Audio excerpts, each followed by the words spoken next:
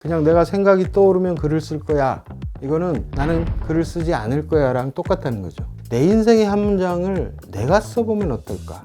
라는 생각까지 가졌으면 좋겠다. 네. 안녕하세요 여러분. 여러분들 오늘은요 우리 글 엄청 잘 쓰고 싶어 하지 않습니까? 한국에서 우리를 정말 글 멋지게 쓰게 만들어줄 최고의 선생님을 모셨습니다. 카피라이터 정철 선생님. 제가 너무너무나 존경하시는 분 오늘 모시게 돼서 너무 감사합니다. 선생님, 우리 김 교수의 세 가지 구독자들에게 인사 부탁드리겠습니다. 예, 안녕하세요. 절반은 카피라이터, 절반은 작가 정철입니다. 반갑습니다. 선생님 이렇게 간단하게 인사를 해주셨지만 정말 유명한 카피를 한국 사회에서 거의 쏟아내듯이 만드시지 않았습니까? 아니 좀 겸손하셔서 말씀을 잘 안 하시지만 그동안 유명해진 카피 한두 개만 소개를 해주실까요? 제가 올해로 한 38년 정도 카피를 쓴 것 같습니다. 대학 졸업하고 처음 가진 명함에 카피라이터 정철 써 있어서 와 되게 신기하다 막 그랬었는데 뭐 꽤 오래 썼으니까 뭐 수백 수천 개의 카피를 썼을 텐데 아실 만한 게 별로 없을 것 같고 사람이 먼저다. 뭐 이거는 문재인 대통령이 대선 때 썼던 슬로건이니까 이거 정도는 조금 기억하실 것 같고 그다음에 지난 3, 4년 전에 그 코로나가 한참 왔을 때 네네. 코로나는 코리아를 이길 수 없습니다 라는 슬로건이 있었거든요. 그것도 아마 좀 보셨을 것 같습니다. 선생님의 카피의 특색을 좀 드러내기 위해서 제 기억에 무슨 아파트 공사인데 뭐 플래카드 붙이고 그러면 뭐 해라, 뭐 서울시장은 각성하라, 뭐 이제 주로 이런 걸 붙이는데 그거 아닙니다 하고 만드신 카피가 있어요. 그것도 한번 소개해 주시죠. 제가 살던 집이었는데 단지가 되게 작은데 어느 날 단지 바로 앞에 모 대기업이 고층 스포츠 맞아, 센터를 맞아. 세운다 이게 들려가지고 기억나네. 네. 주민들이 막 이제 난리가 났죠. 집값 떨어질 것 맞아요. 같으니까. 저는 이제 그때 세입자여서 별 관심이 없었는데 어찌어찌 하다가 이 그 대책회의에 한번 끌려간 적이 있었어요. 카피라이터라는 이유로. 갔더니 뭐 떡도 주고 뭐 술도 주고 해서 한참 먹고 마시고 있는데 막 박수를 치더니 우리 아파트에 붙을 현수막 카피를 제가 쓰는 걸로 이렇게 돼버리더라고요. 아파트에서. 전문가니까. 네. 대체로 이제 그런 갈등이나 분쟁이 있을 때 아파트 코앞에 뭐 웬 말이냐 뭐 이런 거 있잖아. 누구누구는 각성하라. 네.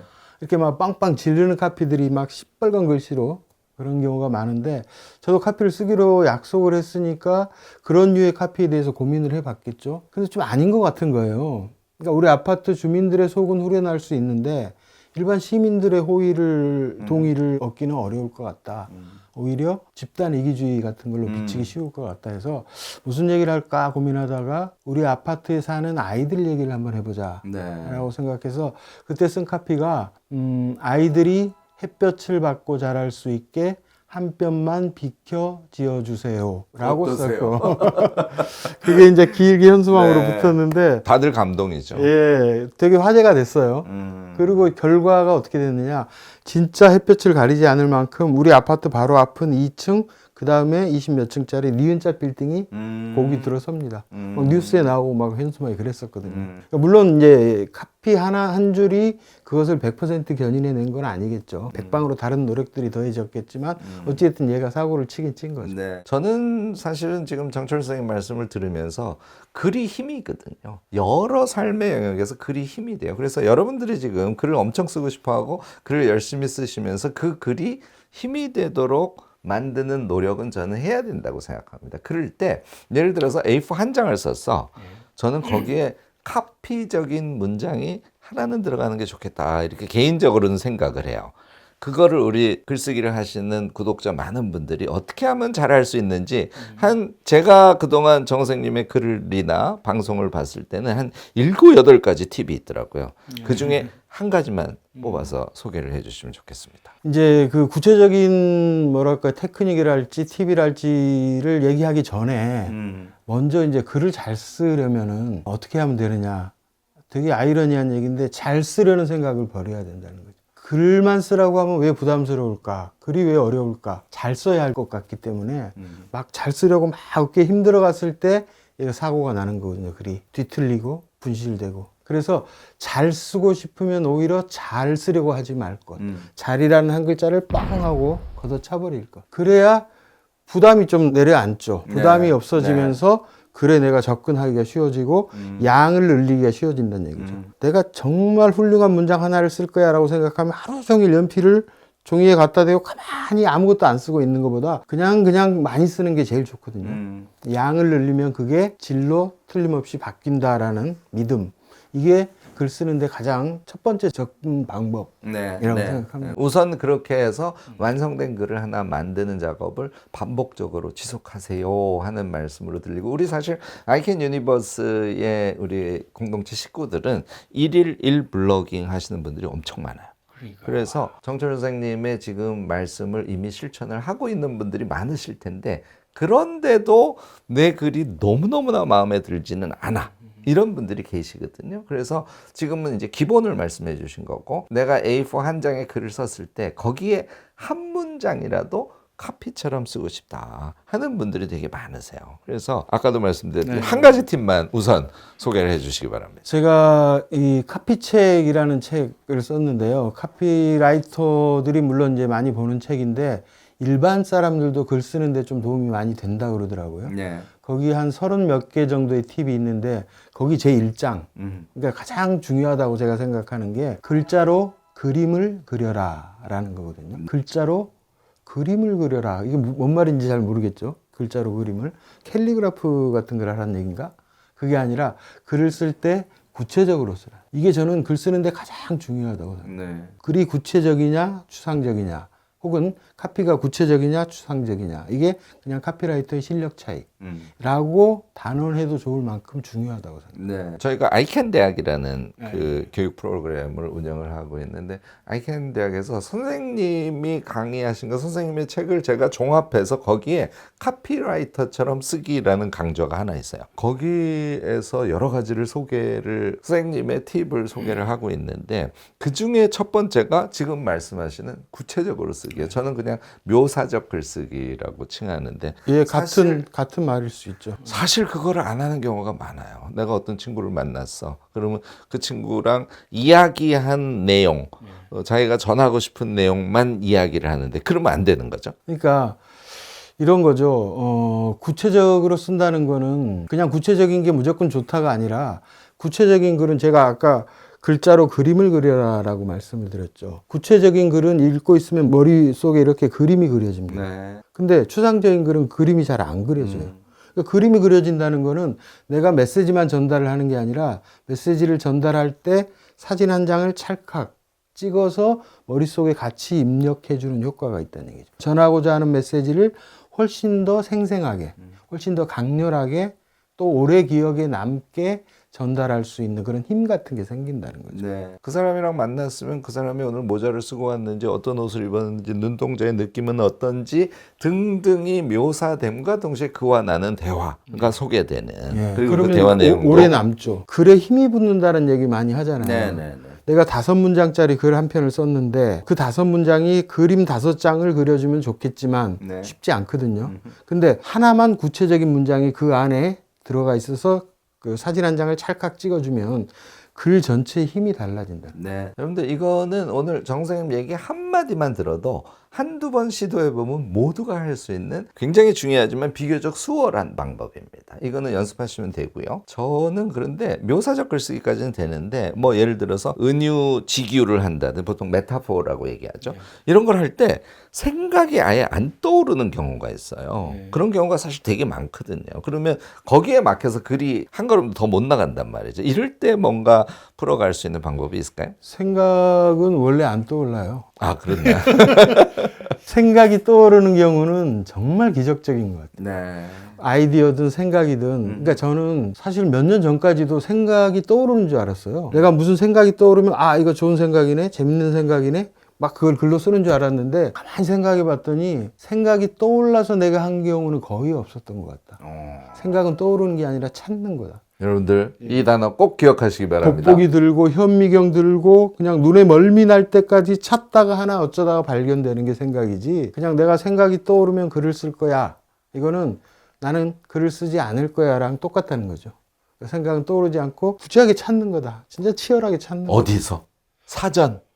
예를 들자면 사전도 좋고 지금 이렇게 딱 보면 여기 카메라도 있고 모니터도 있고 책도 있잖아요. 네. 얘네들이 다 죽은 것처럼 이렇게 딱 죽은 척하고 있지만 내가 손을 뻗어서 얘네들한테 생명을 줄 수가 있거든요. 네. 내가 조물주가 되는 거죠. 얘네들한테 얘를 계속 뚫어지게 보고 있다가 얘한테 뭔가를 이렇게 딱 넣어주는 거죠.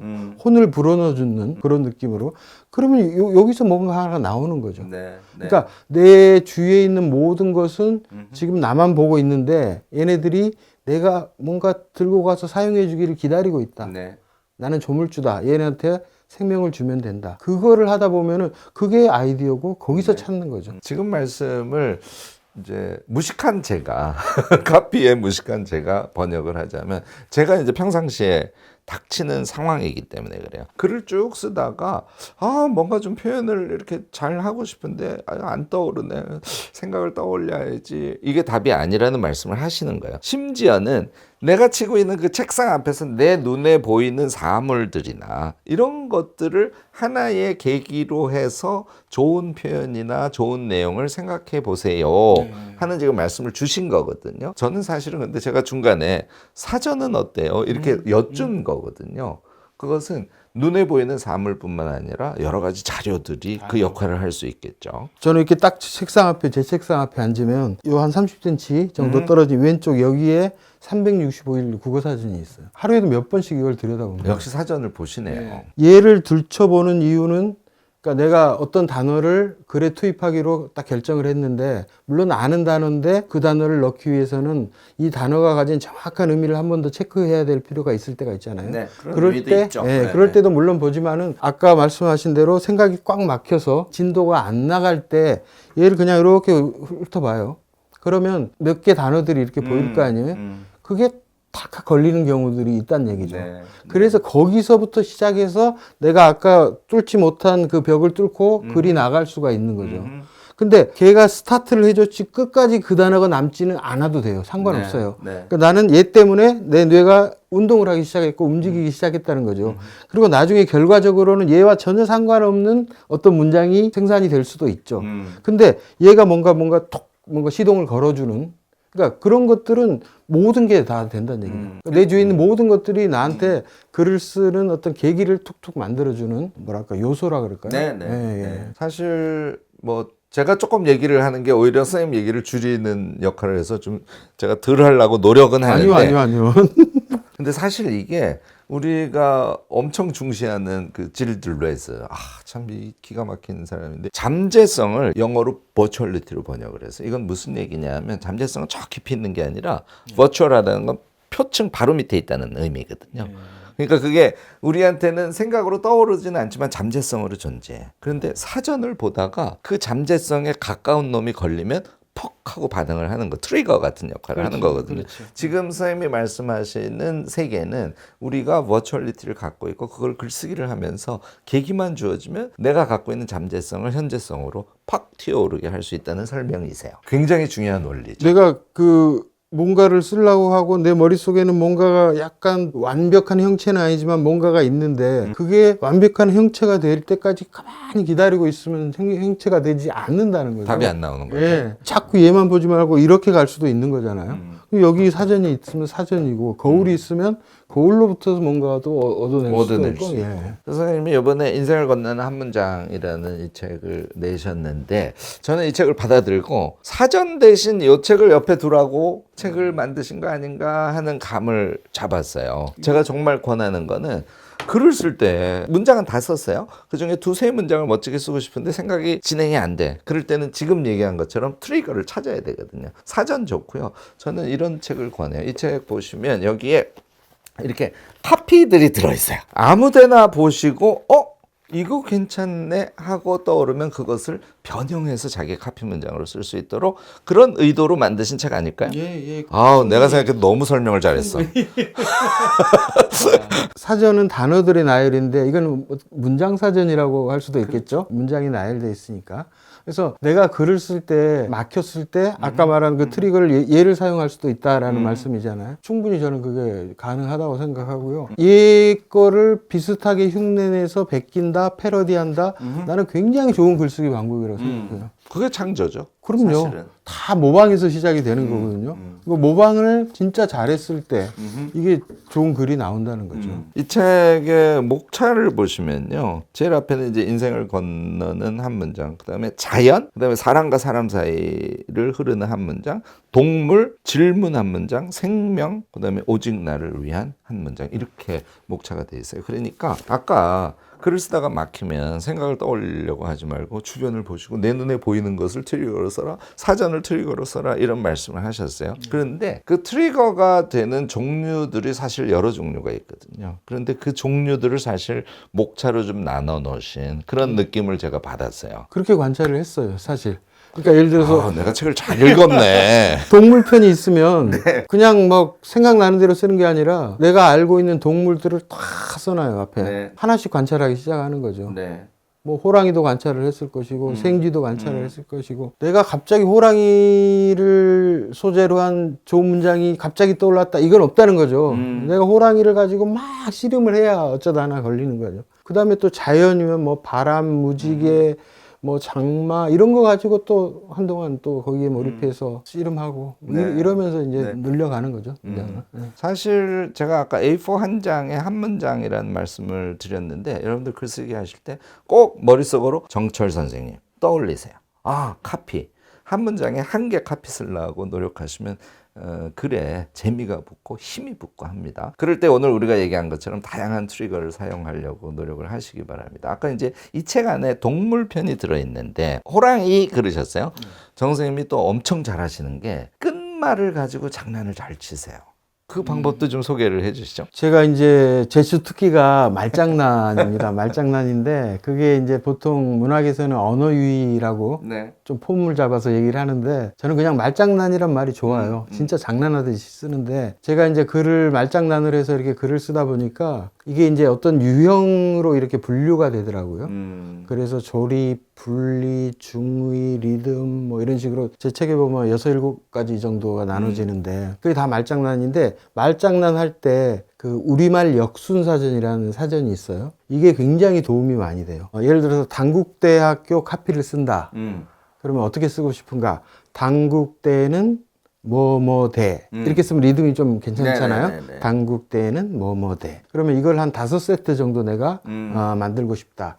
그러면 어떻게 해야 돼요? 막 생각을 해야 되잖아요. 네. 한참 생각하다가 요건 얘기가 되네.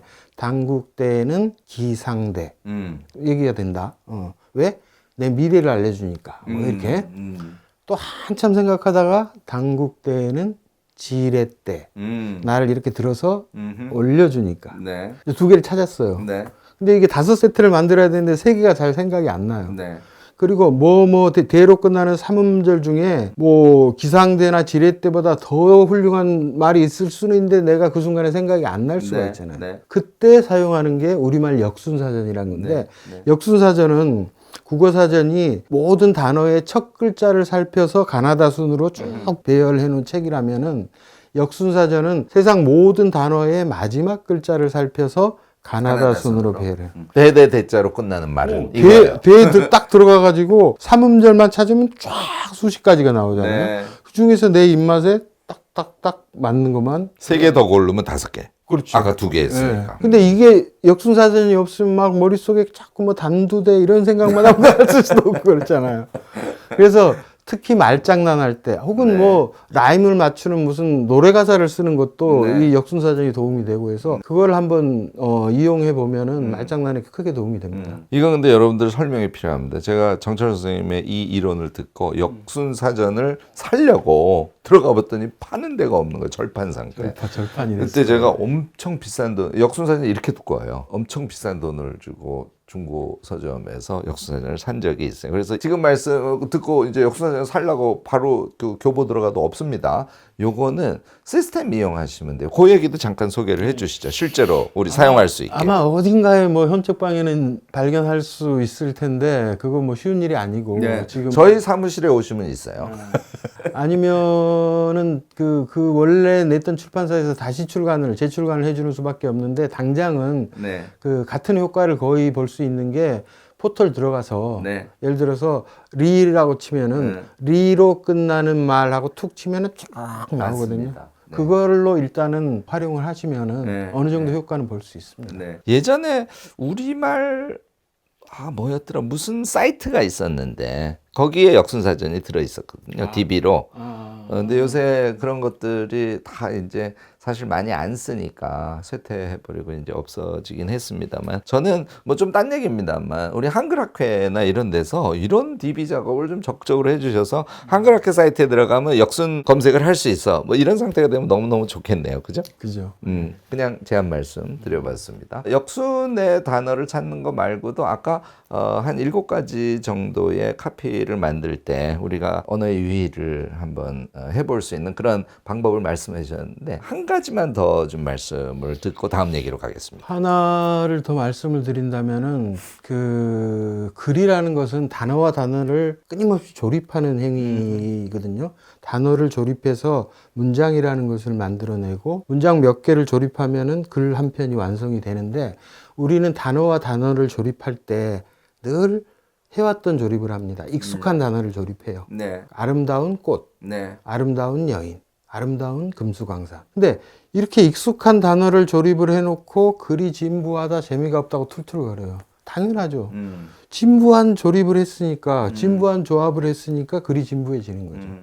근데 아름다운 고리대금업자 이렇게 딱 붙여봐요. 그럼 사람들이 하면서 보게 돼요. 이게 뭐냐면 불편한 조합을 해라는 거예요. 불편한. 이거는 특히 이제 광고로 보면 헤드라인이나 뭐 이메일 같은 거 있어. 이메일 제목 같은데 사람들이 궁금하게 만들어서 이게 뭔 얘기지 하면서 클릭하게 만들고 들여다보게 만들고 집중하게 만드는 그런 그러니까 어텐션을 받아내는 거죠. 그 가장 좋은 방법은 불편한 조합. 우리 그 영화에서도 8월의 크리스마스 이런 것들이 다 불편한 조합이잖아요. 우아한 거짓말 뭐 이런 영화. 그러니까 늘 익숙하게 조립하려 하지 말고 늘 그러니까 불편한 조합을 자꾸 시도해라. 글 쓰는 행위를 무슨 고고한 정신 노동이라고 생각하면 큰 오해라고 저는 생각해요. 이거 단순 노동이에요. 단순. 무슨 노동이냐? 붙였다 뗐다. 붙였다? 이게 남들 다 이렇게 떼. 다른 거 붙여. 떼. 붙였다 뗐다. 이 단순 노동을 남들은 10번, 20번 하는데 나는 100번, 200번 한다. 이 사람은 야, 너는 글을 참 잘 써. 이 얘기를 듣는다는 얘기예요. 그냥 붙였다 뗐다예요. 어휘를 엄청나게 머릿속에 많이 넣고 다니는 사람이 따로 있는 게 아니거든요. 우리 보통 사람들의 머릿속에는 고만고만한 어휘가 들어가 있는데 그 같은 양의 어휘를 가지고 얼마나 많이 붙였다 뗐다를 하느냐. 이게 글의 그 진로 나중에 결국에 나타난다는. 지금 선생님이 말씀하시는 거는 사실은 책 제목을 보시면 그런 그 케이스들을 많이 또 책도 참고로 보실 수 있고요. 지금 정 선생님이 말씀하시는 이 기법은 여러분들이 예를 들어서 블로그 글을 하나 쓴다고 하더라도 제목을 잡을 때는 꼭 고려하시기 바랍니다. 그리고 본문 내용 중에 한 개 정도는 저는 이걸 낯설게 하기라고 하는데 이 낯설게 하는 글쓰기 기법을 한 문장만 써도 글 전체가 힘이 다시 살아나죠. 이런 거 되게 중요한 지적이니까 여러분들 평상시에 노력을 해보시면 어떨까 블로그 싶습니다. 제목도 그렇고 이제 뭐 유튜브 같은 게 썸네일을 맞습니다. 거기에 그냥 평범하게 적어서는 사람들이 쓱 지나치거든요. 늘 봐왔던 것들은 그냥 지나치는데 얘가 뭔가 가다가 툭 불편해야 낯설어야 여기 거기서 머문다는 거죠. 잡아끄는 어텐션을 잡아끄는 힘 같은 게 거기서 나오는 있어야죠.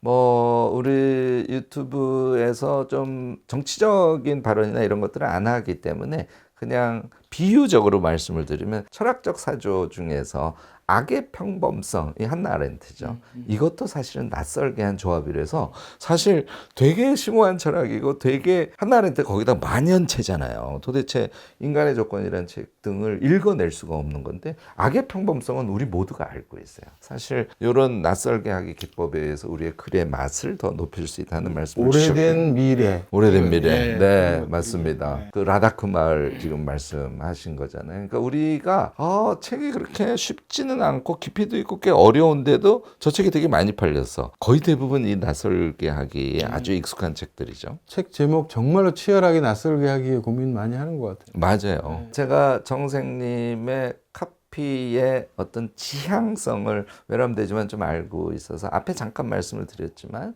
사람 중심이라는 생각을 확실하게 갖고 계신 분이에요.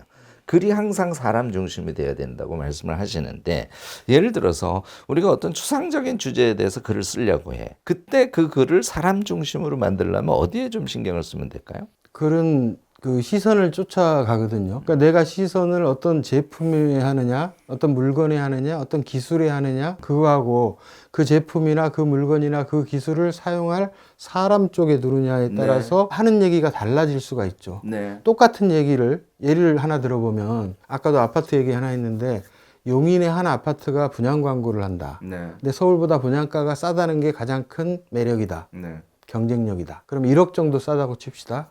그럼 어떻게 해야 사람들을 땡겨올 수가 있을까? 서울보다 훨씬 저렴한 파격 분양가. 이게 보통 쓰는 방법이죠. 1억이나 싸. 그러면 시선이 돈에 가 있는 거죠. 서울보다 뭐 훨씬 저렴한 파격 분양가. 이거는 아파트만 들여다보면 거기서 크게 벗어나지를 못해요. 다 고만고만한 거죠. 근데 뭐 어디서 본 것 같기도 하고 별로 뭐 재미도 없고 사고 싶은 생각도 별로 안 들어요. 근데 시선을 옮겨보자는 얘기죠. 사람 쪽으로. 그 아파트를 분양받아 살 사람 쪽으로 시선을 딱 옮겨보면 같은 얘기를 조금 다르게 할 수 있다는 거죠.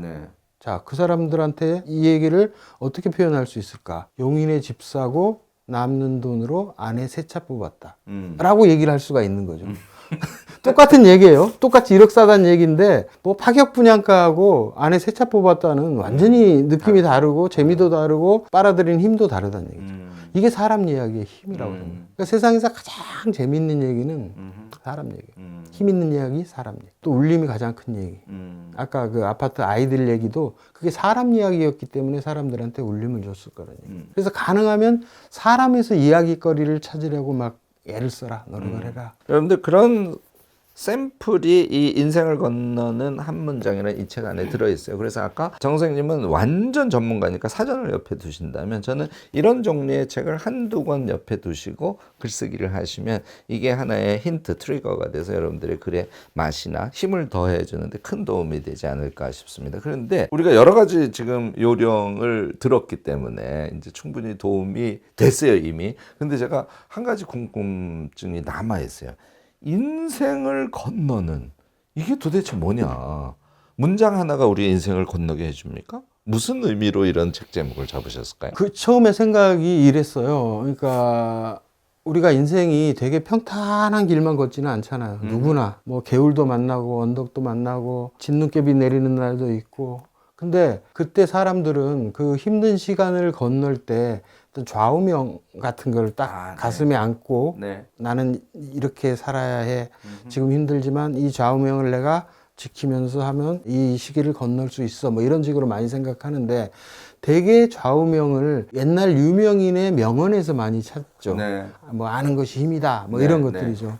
근데 그런 것들을 우리가 많이 얘기를 하는데 뭐 시대적으로 너무 거리가 멀고 해서 좀 피부에 와닿는 느낌은 안 들더라고요. 그래서 그냥 우리 같이 평범한 사람들의 우리가 쓰는 말로 그런 명언 비슷한 거를 한번 써보면 어떨까. 아주 짧은 한 문장으로. 짧은 글은 그래 내가 제일 잘 쓸 수 있어. 막 이런 생각이 들었어요.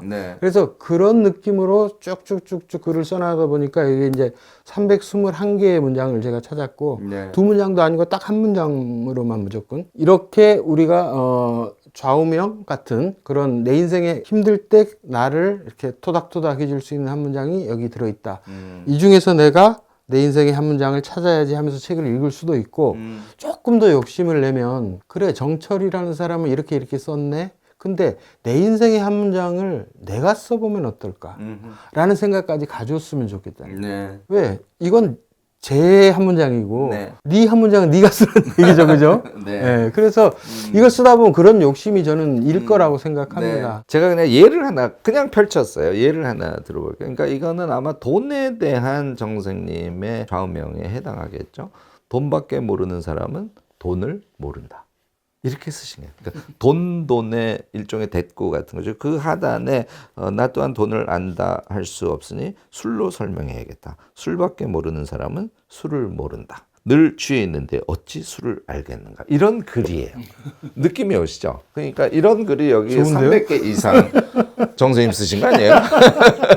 이런 글이 여기 300개 이상이 들어있어요. 그래서 평상시에 이렇게 아무데나 펼치시는 것도 권하고요. 그 다음에 하루에 한 문장씩 보시는 것도 좋습니다. 좌우명도 되고 자신의 글 맵시를 성장시키는 데도 아주 큰 도움이 될 것 같아서 글 쓰는 사람들이 우리 커뮤니티에 많은 김 교수의 세 가지 구독자 여러분들께 적극적으로 권하는 책이에요. 여러분들 꼭 한번 사셨어요. 그리고 또 하나 1페이지부터 쭉 읽어야 하는 책이 아니고 그냥 아무데나 펼쳐서 펼쳐도 된다. 자기 전에 혹은 그냥 화장실에 우리가 언제부턴가 화장실에서 늘 스마트폰 보고 있거든요. 책이 사라져 버렸어요. 근데 화장실에 두고 한두 문장씩 좋은 장소 두고 왜 또 마지막에 화장실 저는 되게 그럴 때 이게 좋은 책이라고 생각합니다. 제가 장난스럽게 얘기했는데 사실 저도 여러분들 뭐 제 유튜브에서 가끔 들으셨겠습니다. 핸드폰 대신 손에 책을 들고 있으면요 사람이 일단 푸근해집니다. 그럴 때 정말 읽기 좋은 책이라는 소개도 지금 해주신 거예요. 선생님 오늘